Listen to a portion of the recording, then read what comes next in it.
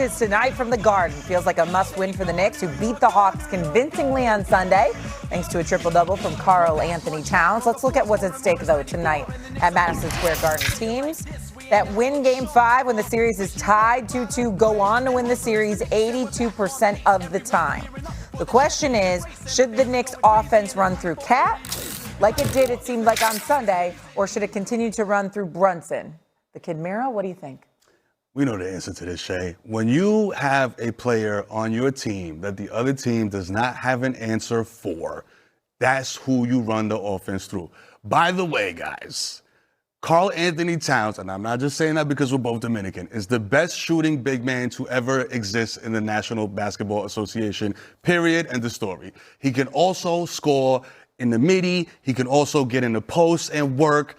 And especially when it's a guy guarding him that's 6'4", okay? When he gets aggressive, the Knicks win, okay? And I love Jalen Brunson. He's the captain of the team, okay? But it's time to be number two. And I don't mean number two in the sense of like, yo, take a backseat to Cat. I mean, be number two in the sense of be the New York City captain. Be Derek Jeter. Was Derek Jeter the best guy on the team all the time on those Yankees World Series teams? No. But he was the leader of the team. Okay, so you don't need to be the best box scorer to be the leader of the team. JB is the clear leader of this team, but Cat it's his time to shine right now and show what he can do. And this, again, talking about legacy moments for big man, this is a legacy moment for Cat. Cat runs through these Hawks. We go and we demolish the Celtics. Okay. That's it, baby. You eat for free in New York forever. Getting a little ahead of yourself. Demolish the Celtics was a strong statement. I'm just saying. Okay, Stephen A, you want to jump in here? Go ahead. No, I'm gonna give it to Big Perk. Go ahead, Perk. I said it 3 times to the producer. Well, now I'm gonna say it to I damn sure take it. I damn sure take it. And look, Mero, we gonna change the name from First Take right now to First Street Baptist Church because you just speaking the gospel. You straight up speaking the gospel. Yes, the offense should run through Karl-Anthony Towns. I repeat, he is the most skilled big and still the best big man in the Eastern Conference. No team, including the Atlanta Hawks, have an answer for Karl-Anthony Towns and what he's able to do. Again, Karl-Anthony Towns is a guy that runs and he plays off emotions. He need to feel love. Wrap your arm around him. And when you get him touches, you get him involved early, you make him feel good, guess what you're going to get on the other end? You're going to get a Karl-Anthony Towns that's going to be engaged. You're going to get a Karl-Anthony Towns that's going to anchor your defense. You're going to get a Karl-Anthony Towns that's going to be talking, communicating, cleaning the glass like a fresh bottle of Windex. So yes, Jalen Brunson, he is going to get his. He's too special of a talent. But when you're trying to get to the promised land, it's called sacrificing. Quick story, Stephen A. Quick story, Shay. Here you go. 2008, we come into training camp. Obviously, KG was the best player on our squad. We walked into training camp. You know what Kevin Garnett said? Hey, I'm going to worry about this defensive side of the basketball. We go run the offense through Paul and Ray. Hey, if y'all need me at any time, I'm here. We went on to win the championship because KG set the tone and sacrifice. That didn't mean he didn't go out and have monster nights offensively. It's called losing yourself in the team and doing what's best from the team. Karl-Anthony Towns could be the #1 focal point for this offense, and Jalen Brunson still could get his 25 to 30. Here's what you're missing, Big Perk. I don't disagree with you, and I'll give you credit for that because you brought this up a couple of days ago, but I don't think that you were really getting what I'm saying. I understand, theoretically speaking, since Atlanta has several big guards and small forwards to guard a Jalen Brunson, making it significantly more difficult for him, and they have no answer for Karl-Anthony Towns.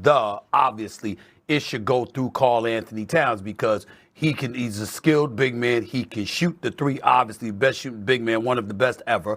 We get that part. The reason why I was reluctant was because of 2 things.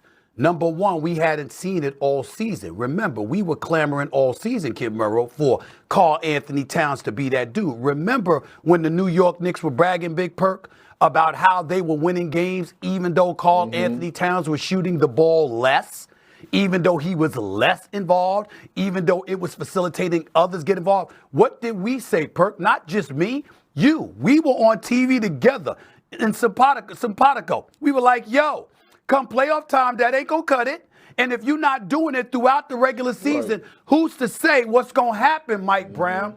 Come postseason time, if you're asking Karl-Anthony Towns to venture into foreign territory because you haven't exposed them to that all season long. They take Jalen Brunson off the ball. Not only did they take him off the ball, they had the brother setting screens. Karl-Anthony Towns was sitting there. There were 11 passes inside the three-point line where this brother is feeding it to other cats to create opportunities for them because that's how skilled he was. They weren't doing that all year long. Then we have to take into consideration his big-ass feet, okay, those knees, all right? We had to wonder about the combination of the two, and the more you exposed him, the more you exposed him to those cats who could get under him. Y'all know this, especially you, Perk.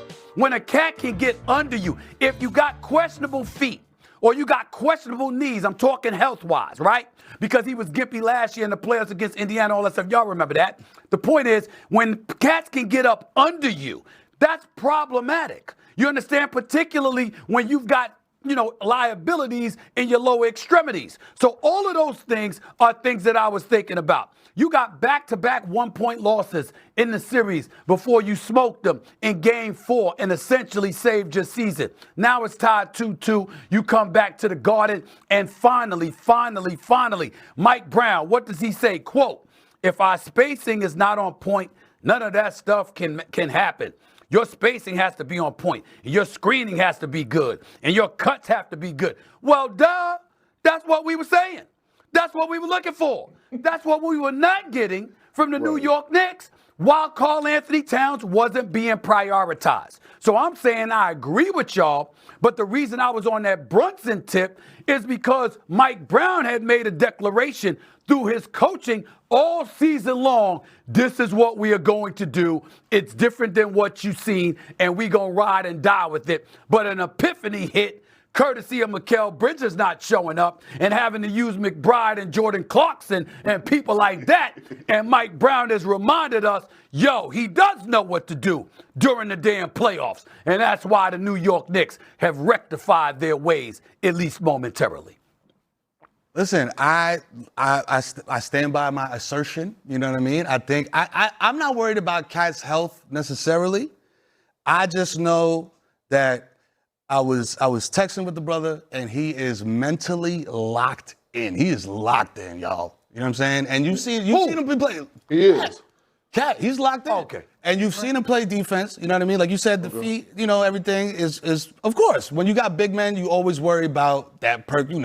Knees, all that. But mentally, this guy is on another level. Listen, I'm telling you, this is man-to-man, personal conversation. Locked in. This guy's locked in. And it's shown on the court. You know what I mean? Hold on. It is. Perk, can I say this real quick? Can I say this real quick? Perk? Yo, Kid Mero, this is First Take, baby. Talk to me. You think that impresses us? No. That somebody was locked in during the playoffs? What the hell you supposed to do? What you doing, baking cookies in your off time? You better be locked in. But that's the knock on him. I mean, you want me? Listen, Karl-Anthony Towns, wherever you are, that brother know I got love for him. I love the commercial we did together. I got nothing but love for the brother. But what I'm saying is, you damn right he locked in. He better be locked in. That ain't breaking news. That's like saying it's hot in Miami in a multitude of ways. Who didn't know that? I know we know. Right. But the knock has always been he's soft, he can't bang in the paint. He's not soft. He can't do this, he can't do that. No. That's what all the fans, listen, I'm speaking from outside in the street. The general consensus has been, this guy Well, the street don't know no damn better. They just act like they do. They don't know. They don't know We ball. know. But go ahead.